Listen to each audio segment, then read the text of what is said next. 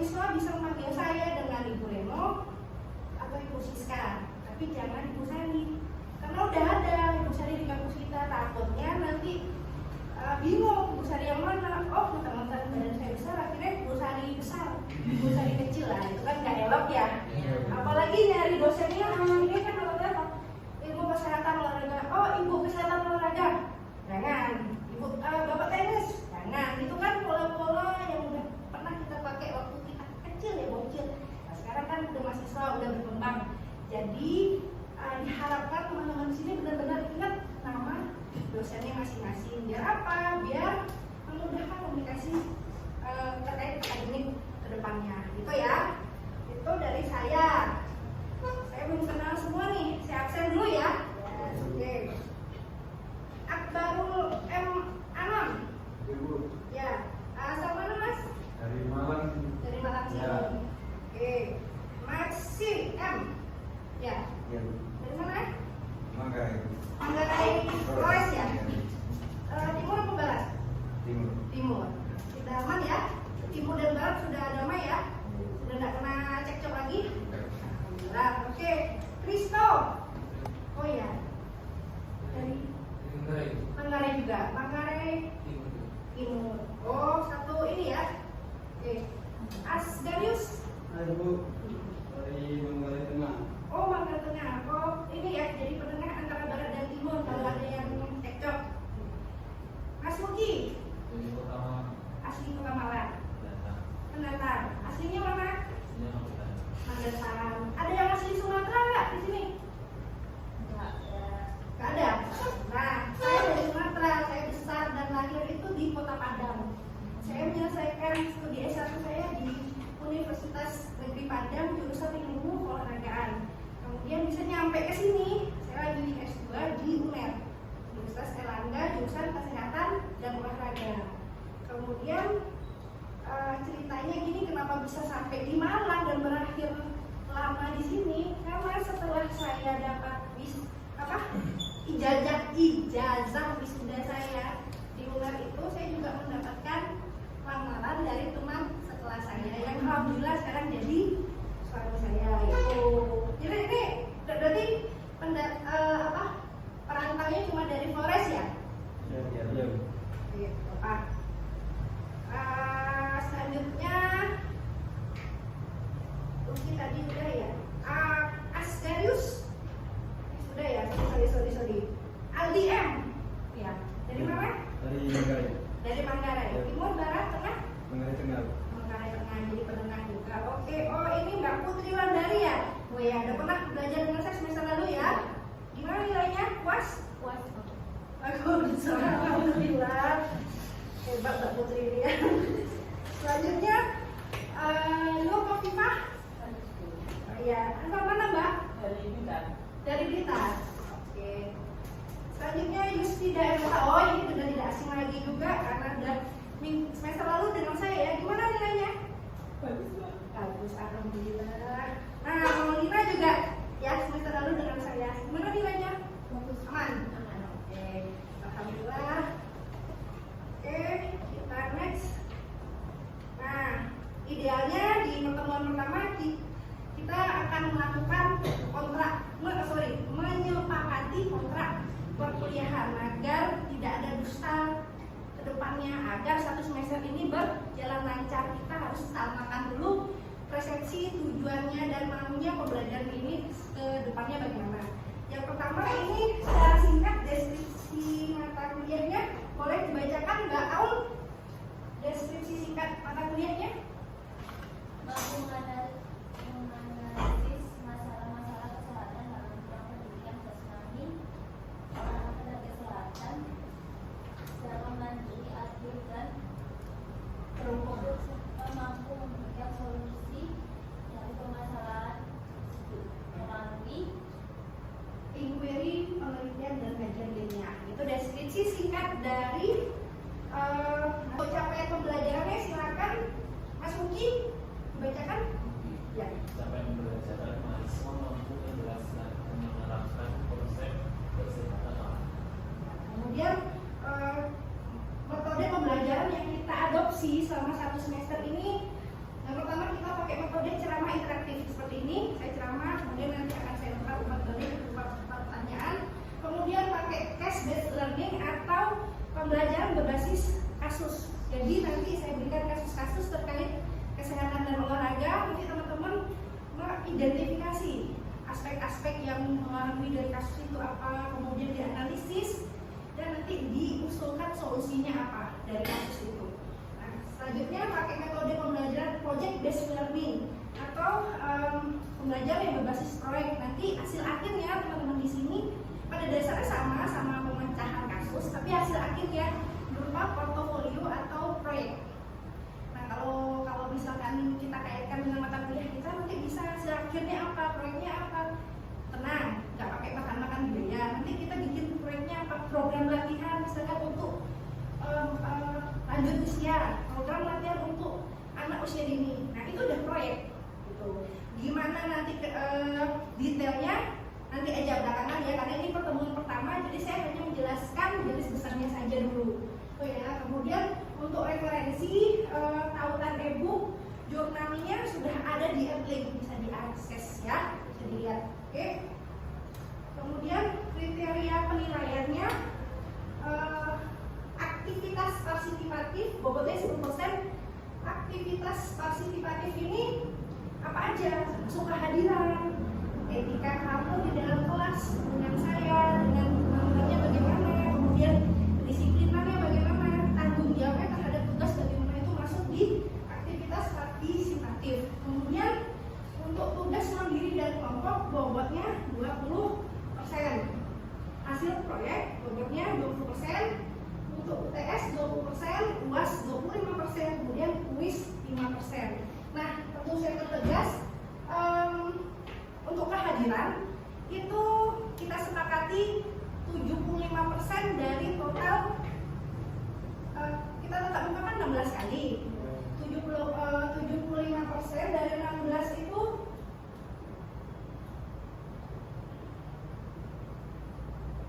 apa ya? 12 ya, tidak salah 12. 12 kali ideal masuknya. Jadi artinya 16 kurang 12 itu berapa? 4 ya. Jadi maksimal absennya boleh 4 kali. Gimana kalau alasan-alasan yang lain, Bu? Gimana kalau misalkan memang ada hal yang mendesak, ada yang krusial, saya akan tolerir. Misalkan orang tuanya sakit, tuh ya. Tapi kalau alasannya, Bu, mohon maaf saya nggak masuk karena kucing tetangga saya meninggal, nah itu kan nggak logik ya. Mohon maaf, saya tidak akan bisa memberikan toleransi itu ya. Kemudian kita sepakati lagi apa? Keterlambatan, toleransi untuk keterlambatan berapa menit? 15 ke 10? 5 menit? Wah, disiplin ini masuk ini. 15 ke 10? 15 kalau orang. Sisanya 10. Berarti lebih banyak 10 ya. Oke, toleransi keterlambatan 10 menit.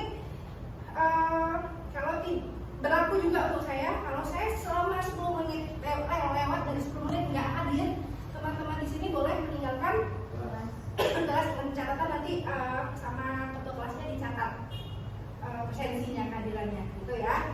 Oke, sekarang kita masuk ke materi kita. Izin saya mau share video.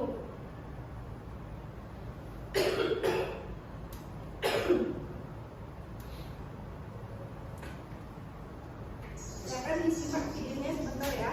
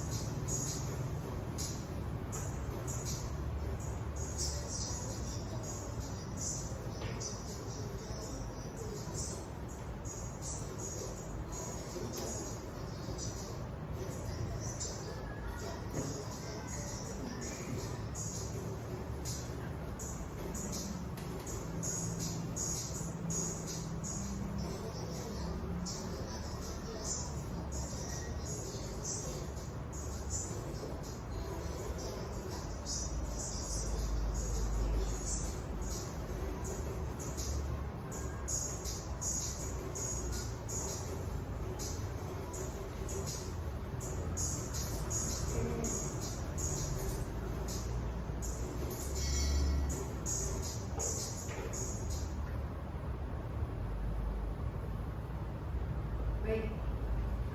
Kira-kira dari video yang ditampilkan barusan, apa yang bisa didapat, insight positif apa yang bisa kita ambil dari video itu? Ada yang punya pendapat? Silakan. Silakan. Oke. Dari video yang ditampilkan ada beberapa poin yang kita bisa ambil.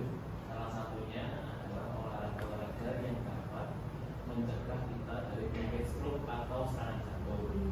Kalau dari video yang ditampilkan ada 5, yaitu bersepeda, yoga, jalan cepat, lari, dan yang satu dan berenang. Itu 5 olahraga yang tadi ditampilkan untuk mencegah kita dari penyakit stroke. Mungkin itu dari saya. Terima kasih. Ada lagi? Mbak Nurulfa, mau coba? Kira-kira apa? Dari video tadi olahraga dapat membantu mengelola stres dan meningkatkan kesejahteraan mental. Kemudian olahraga juga dapat mengajarkan pentingnya bekerja keras dan berusaha untuk mencapai tujuan ibadah yang ideal. Oke, baik, bagus. Ada yang lain? Ada lagi yang berbeda? Oke, silakan kan? Ya, silakan. Oke, dari saya sendiri itu berdasarkan apa yang kita lihat dari bersama-sama itu dari kelima poin itu saya ambil yang paling pentingnya itu apa namanya kayak sirkulasi darahnya itu teratur sama kesehatan fisiknya itu terjaga. Oh, manfaat dari olahraga yang sudah disebutkan tadi ya. Oke, baik. Semua tidak ada yang salah ya, benar semua. Tujuannya maksudnya sama. Nah, itulah tujuan dari mata kuliah ini. Ilmu kesehatan olahraga ini tujuannya apa? Untuk menganalisis pengaruh-pengaruh dari olahraga terhadap fungsional tubuh, kapasitas fisik seseorang baik muda, dewasa, tua. Nah, itu fungsi dari ilmu kesehatan dan olahraga. Nah, untuk ruang lingkup ilmu kesehatan olahraga itu yang pertama ada dari tiga aspek ya. Yang pertama aspek jasmania meliputi ilmu kesehatan umum, kemudian histologi itu adalah ilmu jaringan. Kemudian anatomi adalah ilmu yang mempelajari bagian-bagian tubuh manusia. Kemudian fisiologi olahraga, ilmu yang mempelajari fungsi-fungsi tubuh ketika berolahraga. Kemudian biomekanika itu ilmu apa? Menggerak. Kemudian cedera olahraga tahu ya, massage juga tahu ya. Kemudian dari aspek rohaniah dan sosial meliputi psikologi, sosiologi olahraga, terus pedagogi olahraga, tuh ya. Kemudian aspek yang terakhir, aspek lingkungan, termasuk lingkungan tempat tinggal, kemudian kelembapannya bagaimana, ketinggian ini maksudnya dataran tinggi, dataran rendah itu mempengaruhi juga fisiologi seseorang. Kemudian faktor sarana dan prasarana. Jadi ilmu kesehatan olahraga itu multidisiplin ilmu, semuanya gabung di sana. Ada dari pedagogi olahraganya, ada cederanya juga di sana, terus ada ilmu psikologi olahraganya juga di kesehatan olahraga. Jadi dia multi gabung semua. Tuh, itu nggak perlu dihafalin, cukup tahu aja karena memang ini mata kuliah kita, jadi teman-teman perlu paham gitu. Ya, kemudian selanjutnya ini adalah peran kesehatan olahraga. Yang pertama sebagai promotif. Apa sih peran yang sebagai promotif? Itu adalah untuk mensosialisasi atau mengedukasi masyarakat, sosialisasi atau edukasi masyarakat terkait manfaat dari olahraga karena bisa meningkatkan derajat kesehatan. Kemudian peran selanjutnya peran sebagai preventif. Apa sih itu preventif? Yaitu mencegah segala bentuk rangkaian kegiatan yang dapat mencegah timbulnya penyakit atau ketidaknyamanan. Nah, salah satu contohnya apa tadi? Yang di berita tadi itu adalah contoh upaya preventif. contoh peran kesehatan olahraga dalam upayanya sebagai preventif. Kan di iklannya nih, dipromoin kan, maksudnya dikasih tahu nih kalau kamu nggak biar nggak kena jantung, biar nggak kena stroke, ayo olahraga. Ini nih jenis-jenis olahraganya, itu preventif, jadi mencegah. Gitu. Kemudian ada kuratif. Kuratif ini apa? Penata-laksanaan penyakit yang diderita seseorang melalui latihan fisik. Jadi tujuan latihan fisik di sini untuk meminimalkan meminimalkan gejala penyakit yang diderita. Misalkan olahraga untuk mengendalikan kadar gula darah. Nah, itu peran kesehatan olahraga kuratif.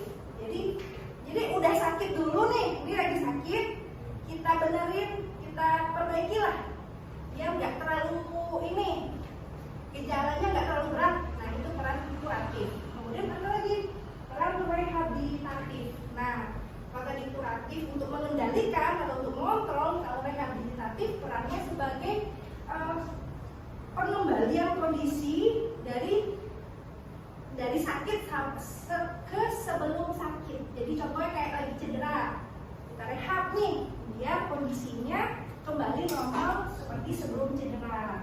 Atau rehabilitatif untuk pasien stroke.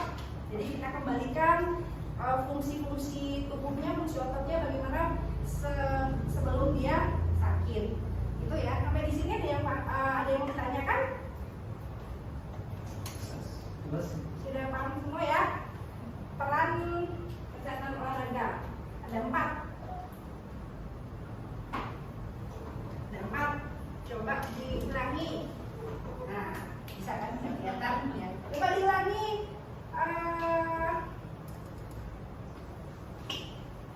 Yusfida tadi ada ya, masuk ya. Yusfida Ernata, peran kesehatan olahraga tadi apa aja? Coba disebutin.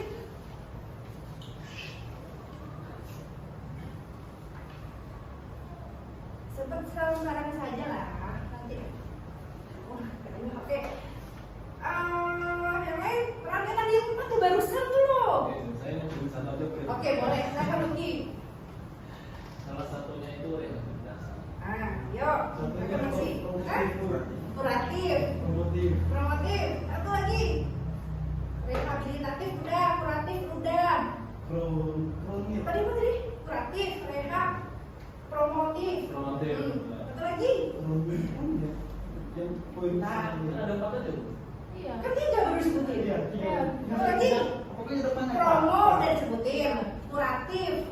Terus ketiga rehab. Ada satu yang belum. Nggak ada promo. Ada pro. Untuk mencegah perannya sebagai apa? Oh, peran. Hah? Promo itu kita sosialisasikan, kita kasih tahu nih, kita iklanin, woi ayo olahraga biar badanmu sehat. Nah itu kita promo. Kalau buat mencegah,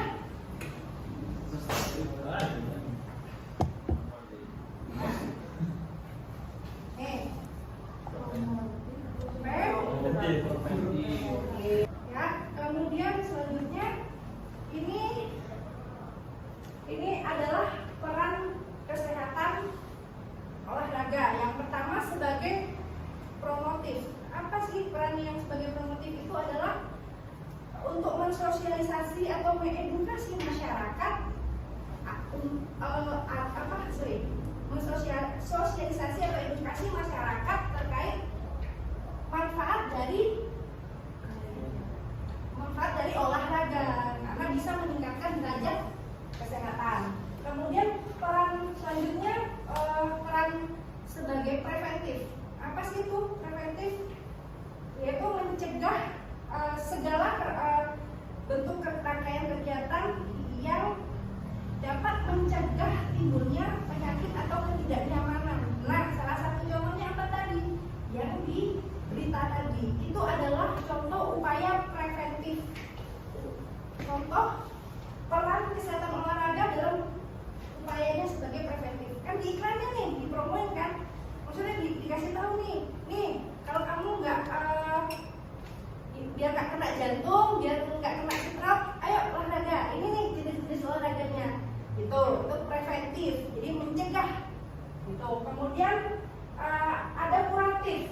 Kuratif ini apa? Penata-laksanaan penyakit yang diderita seseorang melalui latihan fisik. Jadi tujuan latihan fisik di sini untuk meminimalkan meminimalkan gejala penyakit yang diderita. Misalkan olahraga untuk mengendalikan kadar gula darah. Nah, itu peran kesehatan olahraga kuratif. Jadi udah sakit dulu nih, ini lagi sakit, kita benerin, kita perbaiki lah. Dia nggak terlalu ini, gejalanya nggak terlalu berat. Nah, itu peran kuratif. Kemudian ada lagi peran rehabilitatif. Nah, kalau tadi kuratif untuk mengendalikan atau untuk mengontrol, kalau rehabilitatif perannya sebagai pengembalian kondisi dari sakit ke sebelum sakit. Jadi contohnya kayak lagi cedera, kita rehab nih, biar kondisinya kembali normal seperti sebelum cedera. Atau rehabilitatif untuk pasien stroke.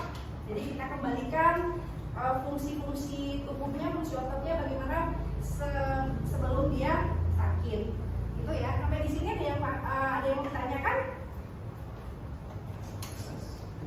Sudah paham semua ya? Peran kesehatan olahraga ada 4. Ada 4. Coba diulangi. Nah, bisa kan kelihatan ya. Coba diulangi.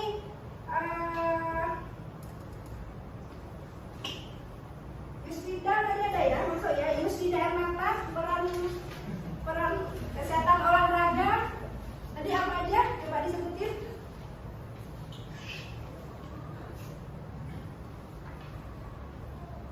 Sebut sekarang saja lah nanti. Oke. Yang lain perannya tadi apa tuh barusan dulu? Saya mau bilang satu aja. Oke, boleh. Silakan Luki. Salah satunya itu rehabilitasi. Yuk. Apa masih? Kuratif. Promotif. Apa lagi? Rehabilitatif udah, kuratif udah. Tadi kuratif, rehab, promotif. Apa lagi? Ada 4 aja, Bu. Iya. Kan 3 baru disebutin. Iya. Apa lagi? Pokoknya depannya Promo udah disebutin, kuratif. Oke. Terus ketiga rehab. Ada satu yang belum. Nggak ada promo. Ada pro. Untuk mencegah perannya sebagai apa? Oh, pro. Hah? Promo itu kita sosialisasikan, kita kasih tahu nih, kita iklanin, boy, ayo olahraga, biar badanmu sehat. Nah itu kita promo. Kalau belum mencegah,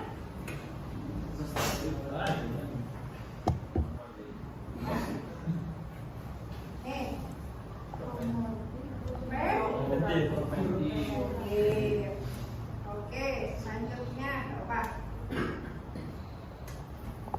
Sehat. Sehat, definisi sehat ada yang tahu nggak? Ini dulu lah. Oke, sehat. Pakai bahasa sendiri aja nggak apa-apa.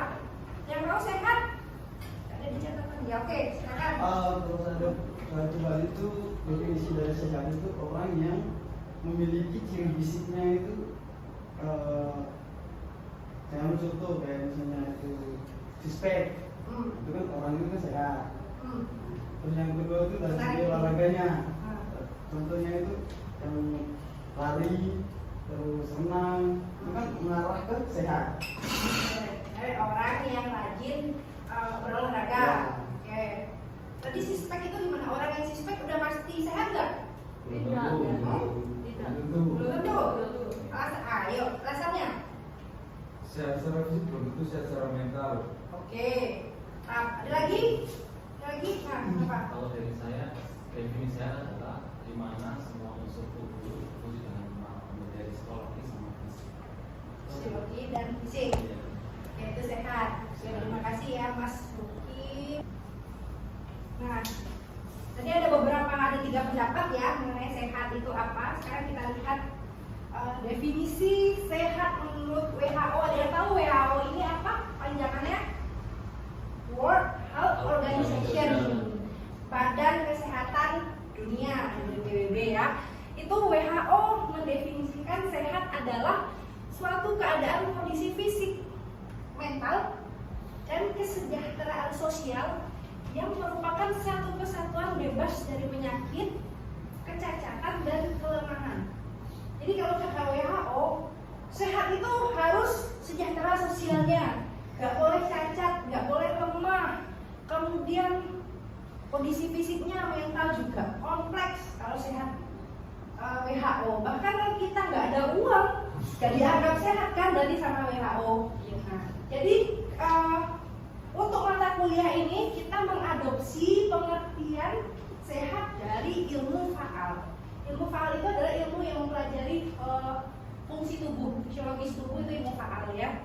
Jadi menurut ilmu faal mengatakan sehat itu adalah kondisi di mana fungsi fisiologis tubuh berfungsi secara optimal dan seimbang dalam melakukan aktivitas sehari-hari. Artinya tidak ada kekurangan atau gangguan fisiologis ketika melakukan aktivitas, itu sehat. Jadi nggak perlu, jadi gini, ketika kamu ada misalkan ada penyakit panu, ya kalau kata WHO kan udah nggak sehat, ya kan? Padahal meskipun kita punya panu, derajat sehat itu masih bisa kita tingkatkan nggak? Masih, dari kita berolahraga dengan jogging apa ya kan? Nah, makan yang teratur, makan yang sehat, bergizi. Nah, nggak peduli kan mau panu, mau jerawatan. Nah, tapi kalau WHO tadi kan nggak boleh, harus sehat secara keseluruhan, termasuk sejahtera sosialnya. Nah, makanya kita mengadopsi pengertian sehat dari ilmu faal saja. Ada yang merasa sehat nggak di sini? Menurut definisi WHO. Semua ya. Kendalanya ada di mana? Di mental kah? Apa di kesejahteraan sosial? Terutama Uang. ya, oke. Jadi kita pakai yang ini aja, yang ilmu faal. Kalau ilmu faal itu dibagi dua tingkatannya. Ada namanya sehat statis dan ada sehat dinamis. Kalau sehat statis itu normalnya alat-alat tubuh pada waktu istirahat. Tapi ketika dibawa lari, dia nggak nyaman sama sekali, nggak kuat sama sekali. Itu berarti tidak sehat secara dinamis. Jadi orang yang sehat secara dinamis otomatis pasti sehat secara kebalikannya, orang yang sehat secara statis udah pasti juga nggak sehat secara dinamis. Belum tentu, benar ya, karena sehat dinamis itu normalnya alat-alat tubuh pada waktu beraktivitas. Maksudnya gini, paham kan ya beda statis sama dinamis? Gini loh, misalkan saya nih, saya ngajar, ini kelihatan sehat kan? Tapi suruh deh saya turun tangga, naik turun tangga 3 kali aja, terus benar-benar capek. Nah, artinya saya tidak sehat secara dinamis gitu. Tapi kalau kondisi sehat statisnya masih oke, gitu ya bedanya ya. Oke, selanjutnya aktivitas fisik dan olahraga itu kira-kira sama apa beda? Aktivitas fisik dan olahraga beda sama, ayo anak PJKR. Hah? Sama? Beda? Kalau beda apa alasannya Mas Luki? Kalau saya aktivitas fisik itu belum tentu olahraga. Kalau olahraga belum tentu udah pasti bukan fisik. Oke, kalau aktivitas fisik belum Belum tentu tentu. olahraga. Kalau olahraga sudah pasti aktivitas fisik. Oke, ada lagi?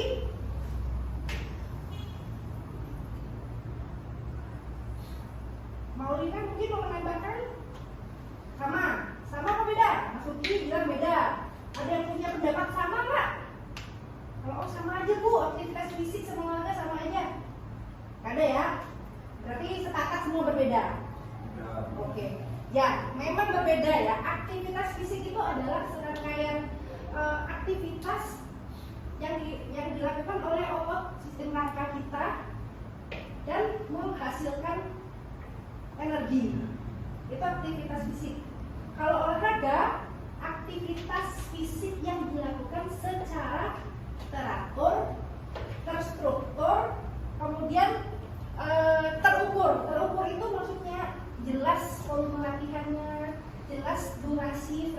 frekuensinya, kemudian jelas intensitas latihannya gitu.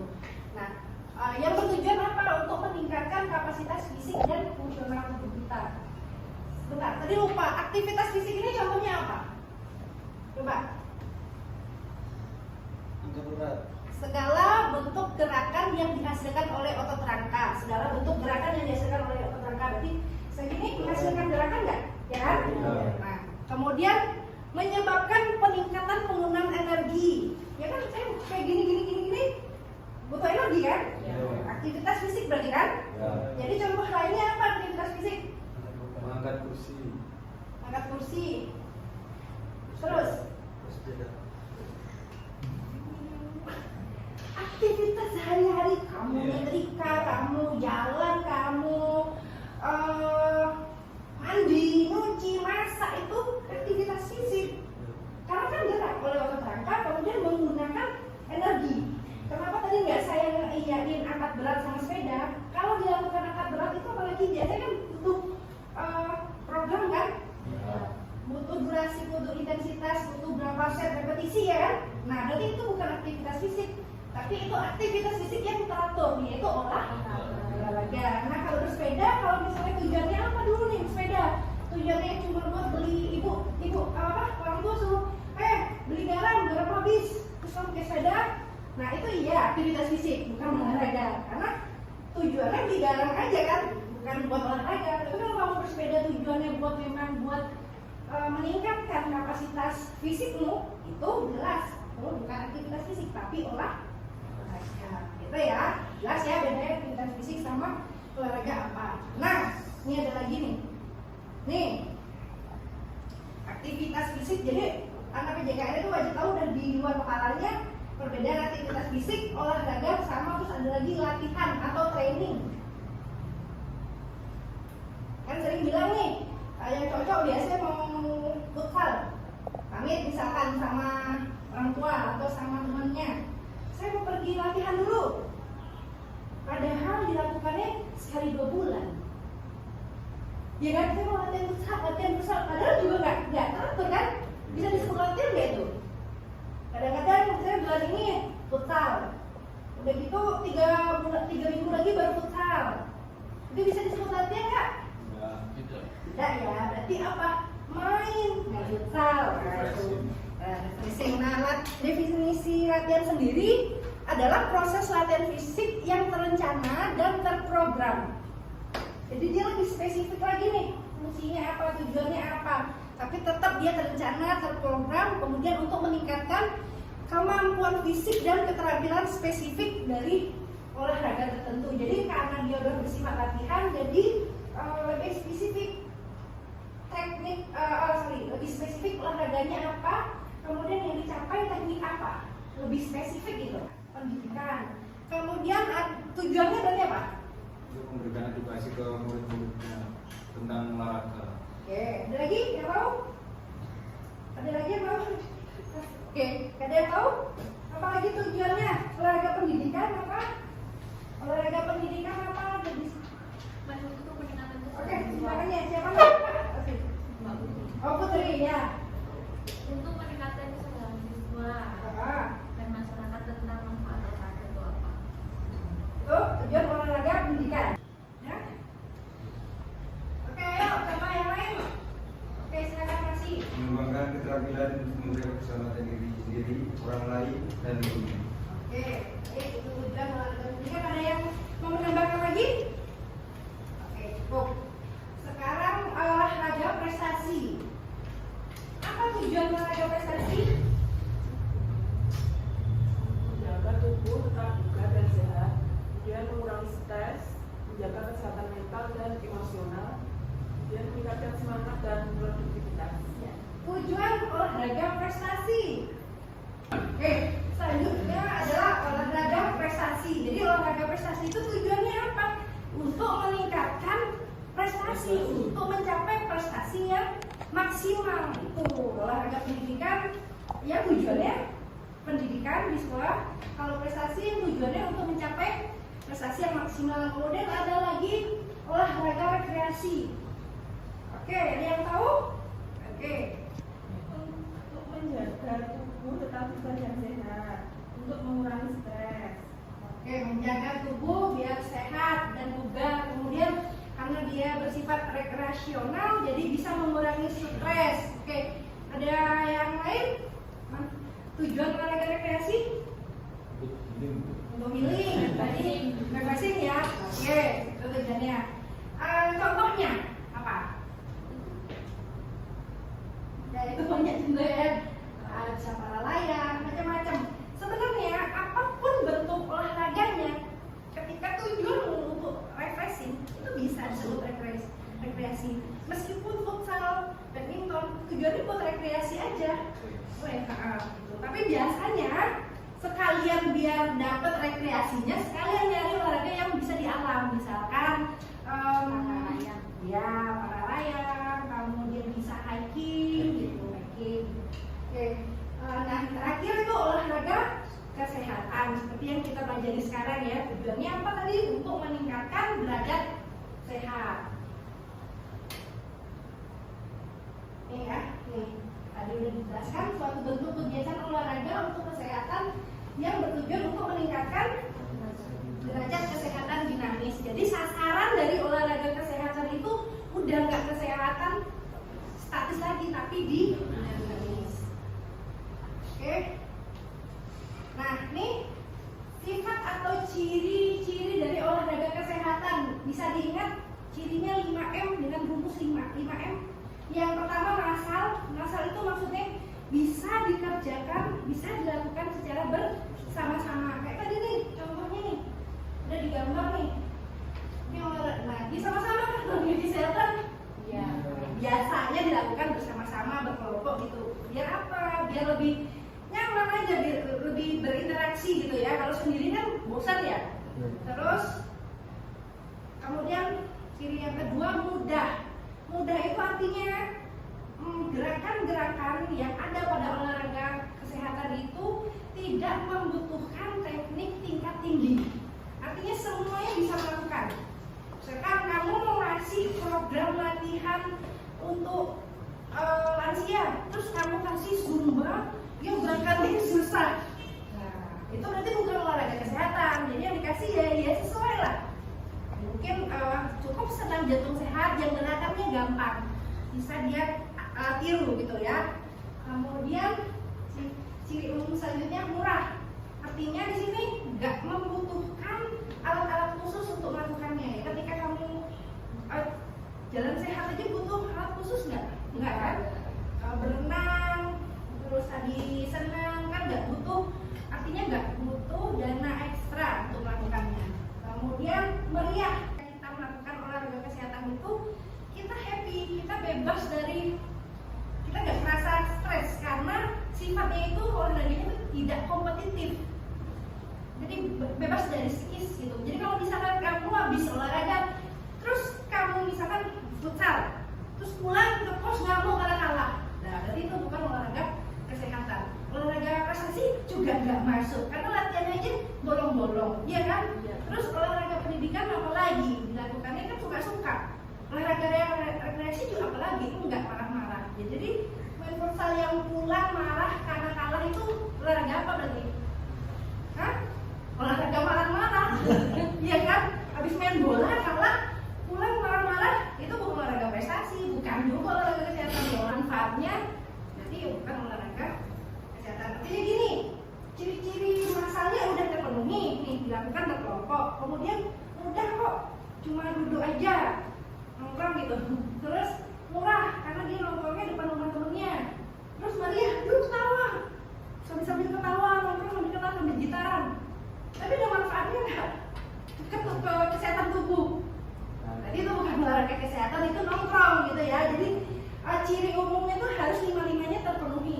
Itu olahraga kesehatan. Kemudian ciri khususnya disarankan intensitas latihannya 65 sampai 85% dari denyut nadi maksimal yang berdurasi 20 sampai 30 menit. Ada yang masih ingat pelajaran ilmu pelatihan intensitas latihan 65 sampai 85% dari denyut nadi maksimal ini? Tahu nggak? Ini saya ulang lagi ya. 65 65% ini kan sama dengan 65% ya dari DNM. DNM ada yang ingat apa? Nah, denyut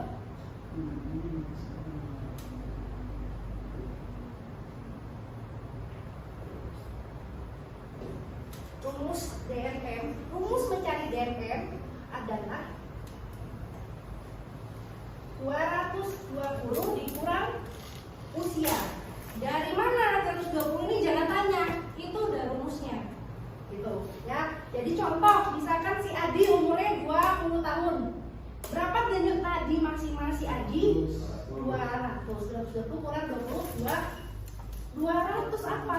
200 kali per menit. Jadi denyut jantung maksimal si Adi ini bisa bekerja sebanyak 200 kali per menit. Itu udah yang paling maksimal. Artinya kalau dia udah olahraga paling maksimal, denyut nadinya dalam 1 menit tuh sini patokannya maksimalnya.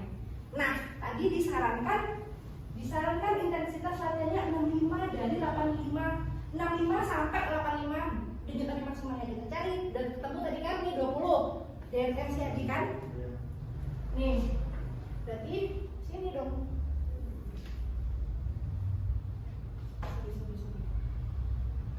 65 kali 2 berapa? 130. Ya.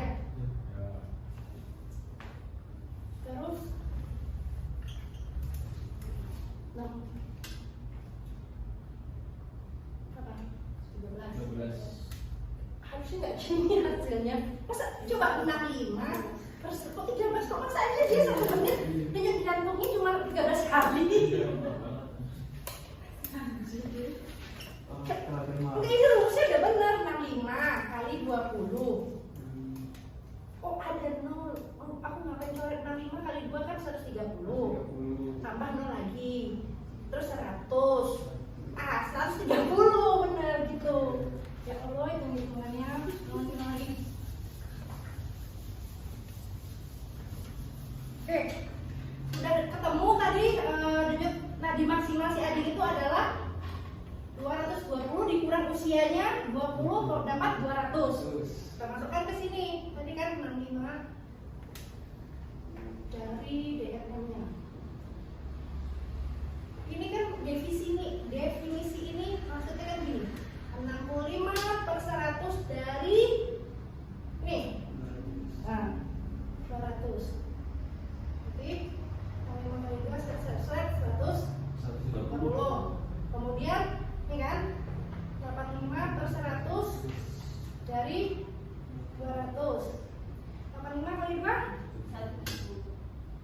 Oke, berarti 100 intensitas 65 sampai 85% ini dan nanti denyut nadinya sekitar 130 sampai 170 kali per menit.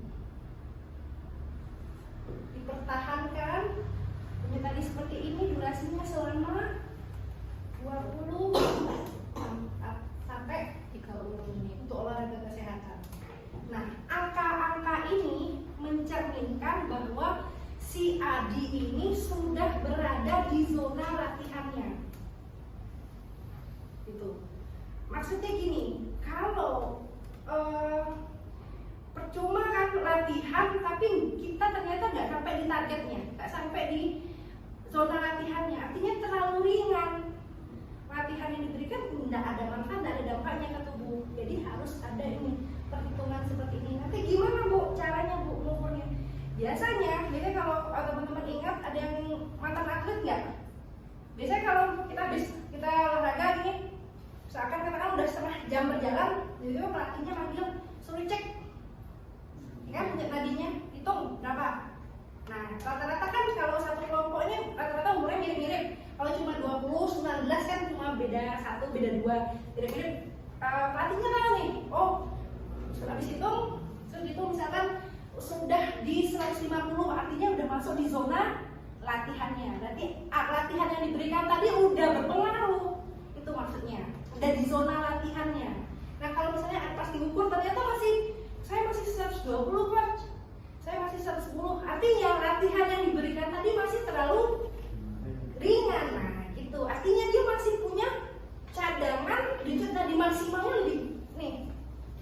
Nih denyut nadi maksimalnya kan 200. Terus dia masih main di tadi denyut nadinya masih 120. Kan dia masih punya 80 lagi kan. Artinya dia masih oke aja tuh badannya, belum ngos-ngosan. Tuh. Itu ya. Biasanya denyut nadi maksimal ini juga ada yang mempengaruhinya. Salah satunya sehat enggak? Ini nih. Tidur. Kalau biasanya orang yang suka begadang, kurang tidur tuh denyut nadinya lebih tinggi. Itu biasanya bisa itu juga pelatih biasanya kalau mau latihan pagi cek atletnya, cek dulu. Kalau misalnya ada yang belum latihan tapi udah tinggi, berarti dia begadang. Itu. Ya, di sini jelas ya?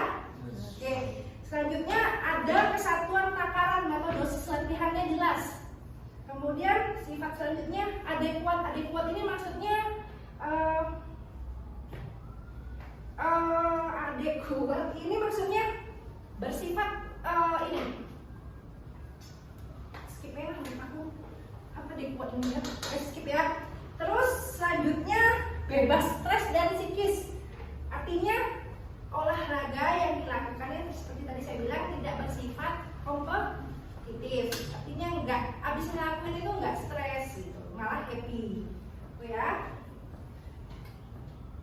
Oke, terakhir ini sasaran dari olahraga kesehatan. Yang pertama, memelihara dan meningkatkan kemampuan gerak, mobilisasi sendi-sendi, kemudian meningkatkan kemampuan otot, dan terakhir memelihara kemampuan aerobik. Kemampuan aerobik itu kemampuan daya tahan jantung dan paru bekerja dalam waktu yang relatif lama. Itu aerobik. Sampai di sini ada yang mau ditanyakan? Aman ya? Oke. Ini ada tugas. Bisa silahkan didiskusikan. Saya kasih waktu 10 menit. Didiskusikan. Ya. Nanti ini personal aja, gak usah kelompok. Ini ada 3 soal. Nanti saya kasih waktu 10 menit. Nanti yang tahu jawabannya silahkan mengemukakan pendapatnya, ya. Nah, jadi nanti udah 10 menit aja ya, mulai lagi ya.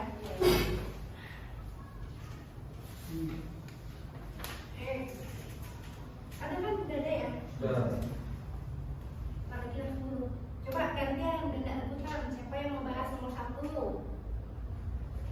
Yang ada tuh nomor 1. Siapa yang mau nomor 1? Cuma dibacain aja nggak apa-apa. Agak keras ya nanti suaranya.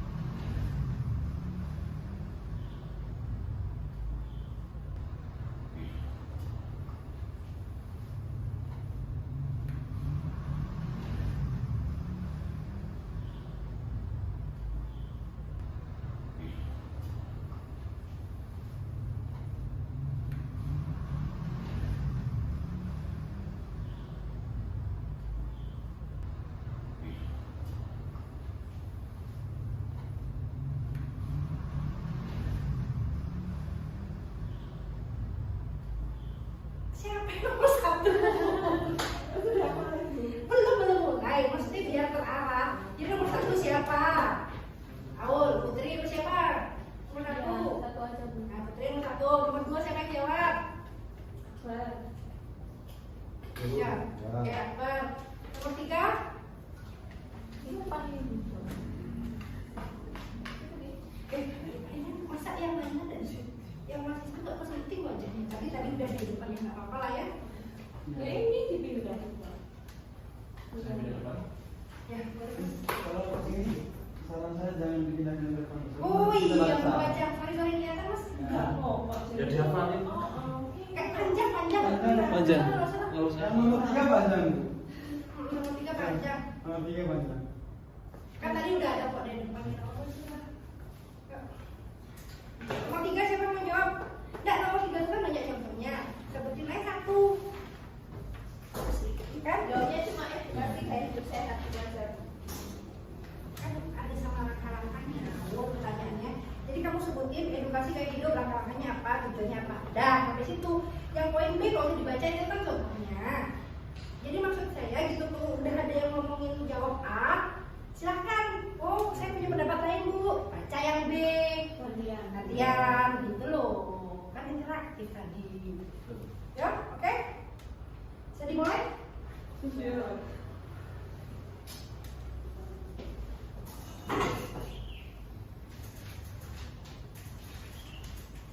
Oke. Ini ada 3 soal.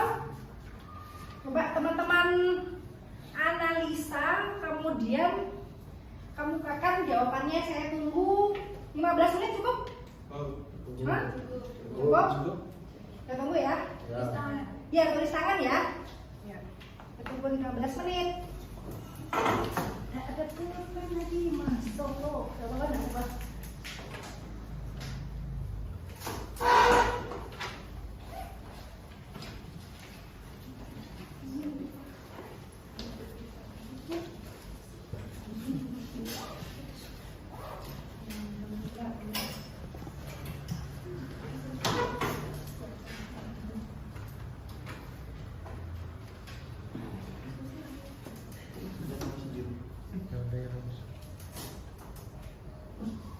Kayaknya tuh pulpennya ya mas.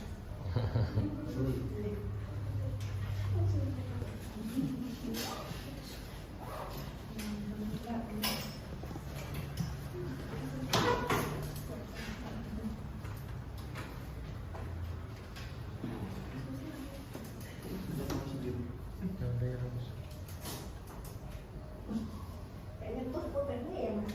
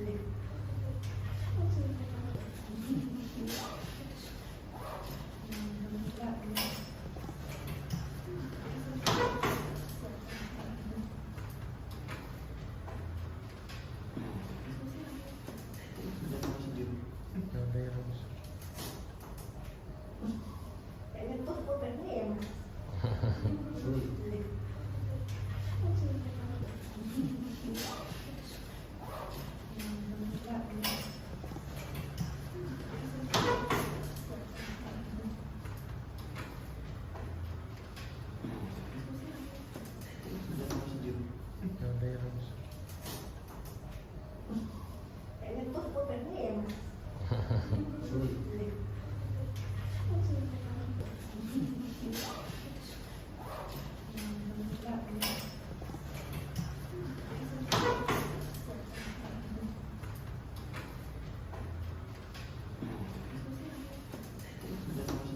pulpennya ya mas.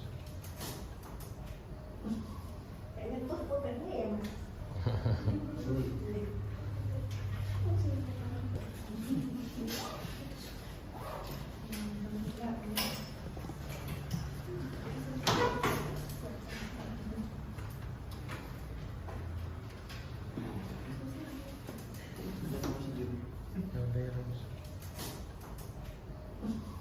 Kayaknya tuh pulpennya ya mas.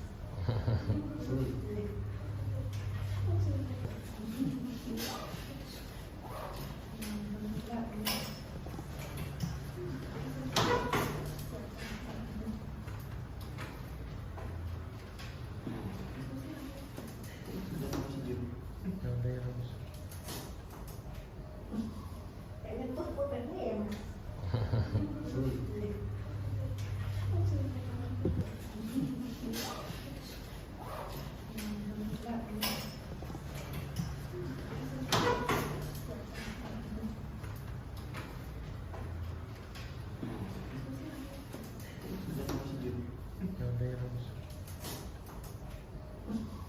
Kayaknya tuh pulpennya ya mas.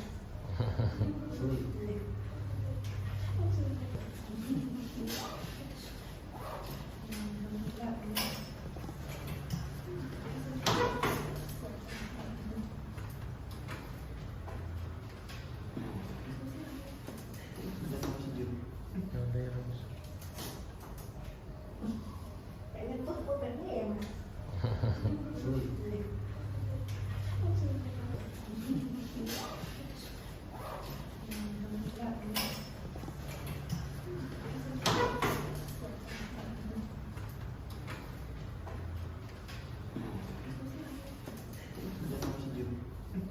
mas. Kayaknya tuh pulpennya ya mas.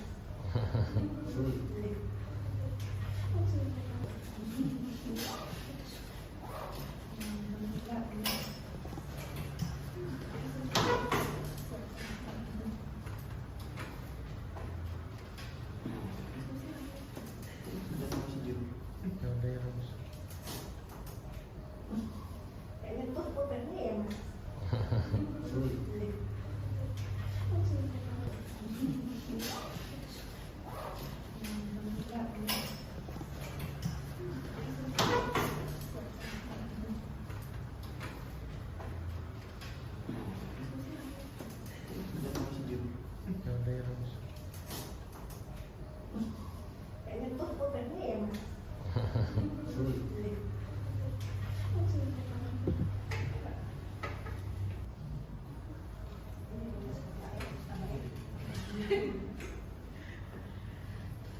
Sudah? Sudah? Sudah, oke.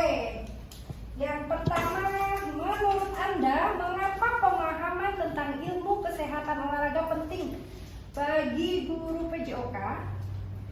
Oke, Mbak Putri. Dikarenakan pemahaman tentang ilmu kesehatan olahraga ini sangat penting bagi guru PJOK karena peran mereka tidak hanya terbatas mengenai keterampilan fisik, tetapi juga mencakup pembentukan karakter dan promosi gaya hidup sehat bagi siswa. Oke. Contohnya, yang pertama itu meningkatkan kesehatan dan kebugaran siswa. Kedua, mendukung program kesehatan sekolah. Ketiga, membentuk karakter dan nilai positif.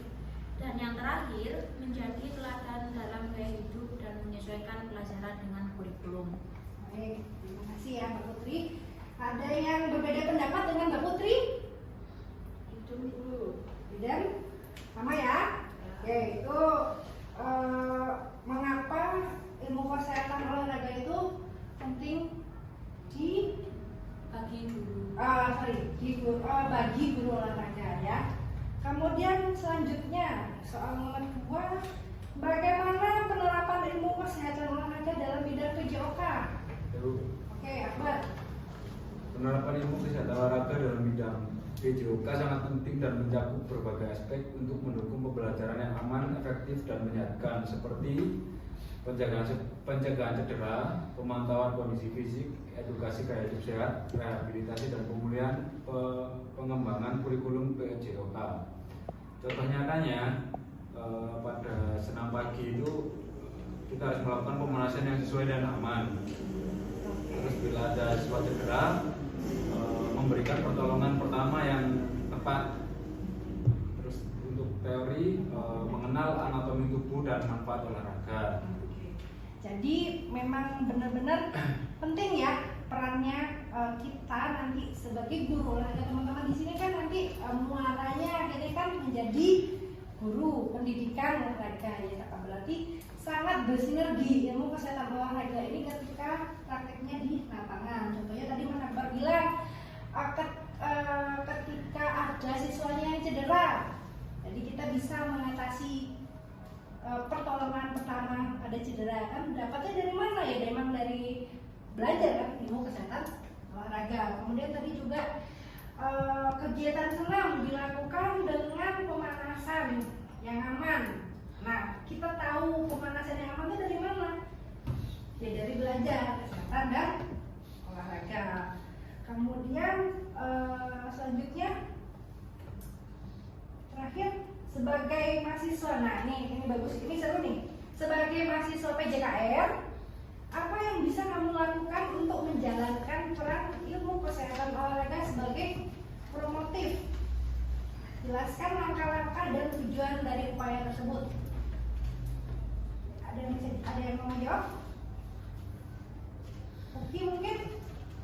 Oke. Yang pertama itu melakukan pemeriksaan dan pemantauan kebugaran. Langkah-langkahnya itu melakukan tes kebugaran jasmani untuk siswa atau masyarakat sekitar. Kemudian menganalisis hasil tes dan beri saran latihan. Terus yang terakhir menyusun program latihan kebugaran sederhana. Terus tujuannya itu mengetahui kondisi fisik seseorang dan membantu memperbaikinya. Kemudian mencegah risiko penyakit akibat kurang aktivitas fisik. Oke. Terus jadi Mas Maksi ini sebagai mahasiswa PJKR, dia melakukan edukasi kepada masyarakat. Maaf tadi apa? Pengukuran kebugaran jasmani ya? Iya, betul. Dia lakukan pengukuran kebugaran jasmani. Kemudian setelah diukur dapat hasilnya, kemudian dia analisis hasilnya. Oh, ternyata didapatkan banyak di warganya itu yang tidak bugar. Nah, kemudian dia sarankan begini loh olahraga untuk menyehatkan, untuk mengembalikan kebugaran tubuh, dibikinkan program latihan. Nah, ada lagi contohnya sebagai mahasiswa PJKR apa yang bisa kita lakukan sebagai langkah promotifnya? Ada lagi punya pendapat? Oh, oke, boleh. Kristo? Udah. Oh, nah itu aja ya. Contohnya itu aja. Ada lagi satu lagi aku. Ada lagi satu lagi contohnya.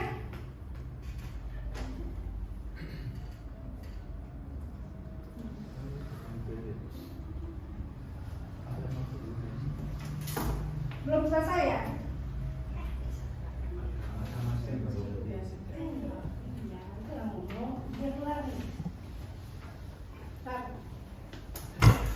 Oke, ada lagi pendapat yang lain? Oke, silakan Naul. Menjadi terhadap gaya hidup sehat, langkah-langkah menjalani pola hidup sehat, aktif dalam kegiatan PJOK di kampus, membagikan pengalaman yang memotivasi. Oke. Tujuannya menumbuhkan budaya sehat. Sudah. Terima kasih Aul. Jadi Aul sebagai mahasiswa PJKR dia akan menjadi teladan. Teladan apa tadi Aul? Gaya hidup sehat. Jadi dengan dia makan yang bergizi, terus kalau yang laki-laki mungkin bisa nggak merokok. Dia ngasih lihat nih teman-teman ini nih hidup yang sehat tuh begini. Nah itu bisa sebagai upaya olahraga kesehatan sebagai promotif. menurut pendapat Anda, bagaimana hubungan kesehatan, olahraga, dan kualitas hidup? Jelaskan dengan alasan yang logis. Tugas diketik, kemudian diunggah di @link paling lambat hari ini pukul 23.59. Ya, cukup satu soal aja. Pendapat kamu apa sih hubungan kesehatan, olahraga, dan kualitas hidup? Oh, hubungannya. Itu. Oke, untuk instruksi tugasnya udah jelas ya? Sudah. Oke, Mbak Disi ada yang mau ditanyakan?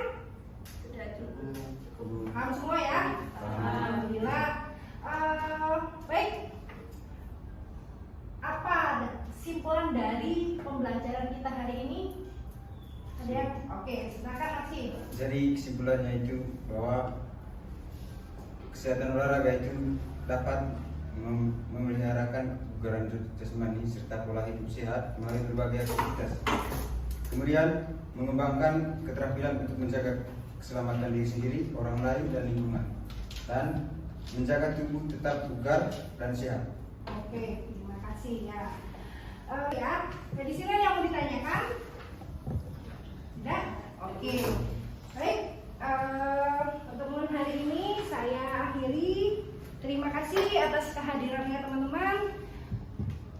Kita ketemu lagi minggu depan di jam yang sama, di tempat yang sama ya. Oke. Assalamualaikum warahmatullahi wabarakatuh. Terima kasih.